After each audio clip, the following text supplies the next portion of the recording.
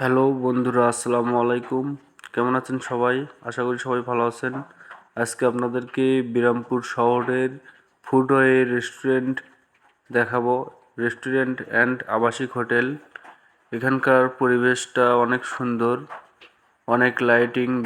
আবাসিক hotel Birampur rest house, লাইটিংগুলো খুব সুন্দর লাগছিল। সবচাইতে আমাকে ভালো লাগছে লাইটিংগুলো। লাইটগুলো দেখেন কত সুন্দর দেখাচ্ছে, চমৎকার। আর এখানকার পরিবেশটা অনেক সুন্দর, নিরিবিলি, খুব ভালোই লাগছিল। ফুলের গাছ, এখানে ফুলের গাছটা খুব সুন্দর, ফুলগুলো অনেক সুন্দর দেখাচ্ছিল, আমার খুব ভালোই লাগছিল।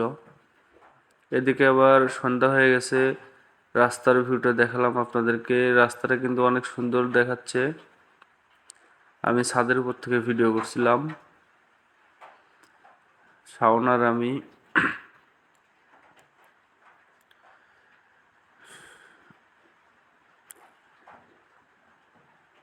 খুব সুন্দর একটা জায়গা।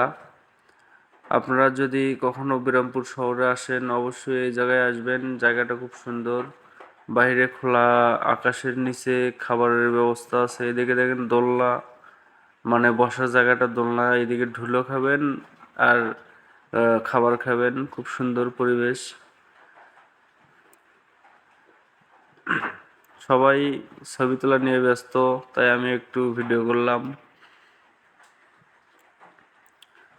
এটা হচ্ছে আমরা যেখানে বসে খাবার খাইছিলাম সেই টেবিল।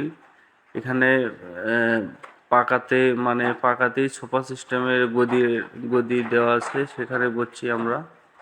মানে টেবিলটা অনেক নিচু।